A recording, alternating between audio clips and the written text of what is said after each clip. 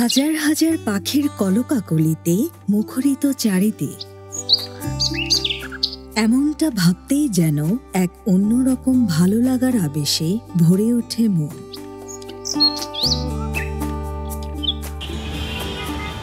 তবে আমরা যারা শহরে থাকি তাদের জন্য সেই ভাবনার আবেশটাই শুধুই সম্বল।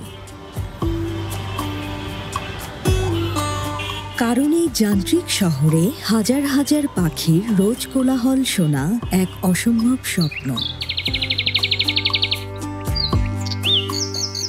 সেই স্বপ্ন থেকে বাণিজ্যিকভাবে যে খামার করা সম্ভব সেটি করে দেখিয়েছেন সেলিম সাহেব।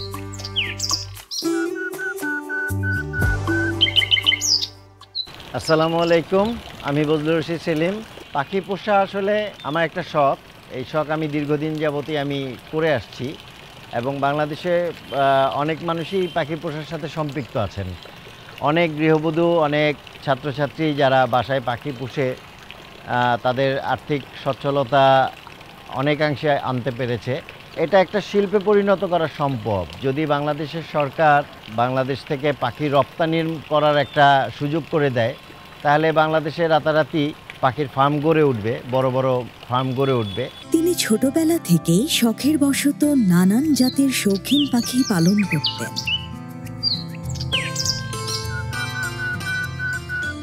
মূলত সেখান থেকে তার পথচলা আস্তে আস্তে প্রসারিত হয়েছে।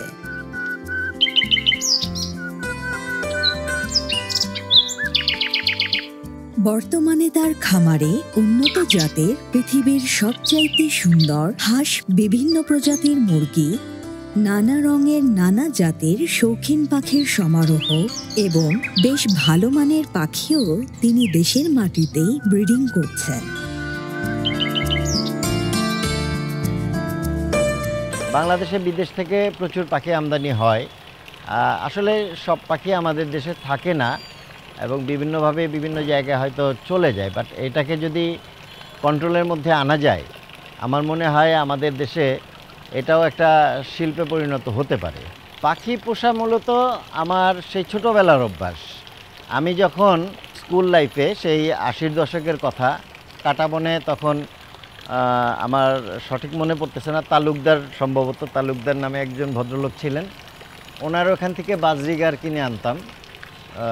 70 টাকা 60 টাকা জোড়া ছিল। ককাটিয়াল 150 টাকা এরকম জোড়া ছিল। সেই আমল থেকে আমি পাখি পুষি। তখন তো আসলে এইসব ব্রিডিংয়ের ব্যাপারগুলো আমাদের দেশে প্রচলিত ছিল না, আমরা জানতামও না। 2000 সনে আমি যেমন তখন জানতাম না যে এই বন্যপ্রাণী এগুলো আকাশে ছেড়ে দিলে এগুলো বাঁচে না। তো আমি আমার পরিবারের অনেকের কথায় আমি পাখিগুলোকে আকাশে ছেড়ে দিয়েছিলাম। এটা ছিল আমার জন্য একটা বড় ভুল। পরে আমার অনেক অনুশোচনা হয়েছে সেই জন্য। বাট এখন পাখি পুষতে পুষতে আসলে এই যে হাঁস, মুরগি, নানা ধরনের পাখি আমার এখানে আছে, আমি পুষতে পুষতে আসলে এই পর্যায়ে আসছি। এইটা ব্রিডিং করাবো, ব্রিডিং হবে, এরকম চিন্তা প্রথমে ছিল না। প্রথমে ছিল আমি পাখি পুষবো। তো পাখি পুষতে পুষতে যখন ব্রিডিংয়ের দিকে ঝোঁক গেল, এখন আমি চিন্তা করি যে না, শুধু পাখি পুষবো না, এগুলো দিয়ে আমি ব্রিড করাবো। এখন আল্লাহর রহমতে আমি বাংলাদেশে এই পর্যন্ত 17টা প্রজাতি বাংলাদেশে সবার আগে আমি ব্রিড করতে পেরেছি, দুর্লভ প্রজাতি যেগুলা।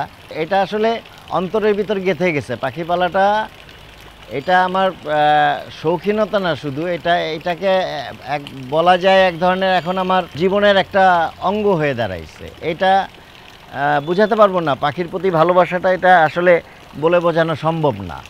যারা পোষেন তারাই বোঝেন পাখির উপর, মানে পাখির ভালোবাসাটা কতটুকু। আমার এই পুলে যেগুলো আপনারা দেখতে পাচ্ছেন, এগুলো হচ্ছে ম্যান্ডারিন ডাক। এগুলো হচ্ছে আপনার হুইসলিং ডাক বা ট্রি ডাক বলে। আর এটা হচ্ছে গিয়ে আমার উড ডাক। ম্যান্ডারিন হচ্ছে পৃথিবীর সবচেয়ে সুন্দর হাঁসের মধ্যে এই প্রজাতি। এখন এরা মোল্টিংয়ে, যে কারণে আপনারা কালার দেখতে পাচ্ছেন না। এরা এত সুন্দর হয়, যখন কালার হয় দেখার মতো। এখানে আমি 9 বছর যাবৎ ম্যান্ডারিনের বাচ্চা করতেছি। বাংলাদেশে প্রথম বাচ্চা আমি করেছি। এখন পর্যন্ত কন্টিনিউয়াস বাচ্চা হচ্ছে আমার এখানে। বিক্রির ব্যাপারে হয়তো আমি কিছু সেল করি, কারণ আমার তো এত জায়গা রাখার জায়গা হবে না। সো শুধু যারা শৌখিনভাবে পালে তাদেরকে আমি 2-1 জোড়া করে দেই। অনেক ট্রেডার আছে বা যারা বাণিজ্যিকভাবে বিক্রি করে, আমি এদের চাইতে আমি শৌখিন লোকদের কাছে দেওয়ার চেষ্টা করি আর কি। আর এদের রোগ ব্যাধি তেমন একটা বেশি কিছু হয় না। এদেরকে শুধু আপনি খাবার পানি দিয়ে রাখলেন আর একটু সাঁতার কাটার জায়গা দিলে, বাথটাব দিয়ে দিলেও হয়। এটা খুব সহজে ম্যানেজমেন্ট করা সম্ভব। এবং এটা বাংলাদেশে এখন ম্যান্ডারিন ইম্পোর্ট বন্ধ হয়ে গেছে, কারণ এটা এখন সাইটিস 1 ভুক্ত হয়ে গেছে। এই ম্যান্ডারিন এখন আর ইম্পোর্ট হবে না বাংলাদেশে। তো যার যার কাছে আছে এগুলাকে সুন্দরভাবে সংরক্ষণ করা, এটা খুব জরুরি। তো এর বাইরেও আমার যে পাখির যে কালেকশনগুলো আছে সেগুলো আমার আরও অন্যান্য সেট আপগুলোতে আছে। চলেন আপনাদেরকে আমি সেগুলো দেখাই।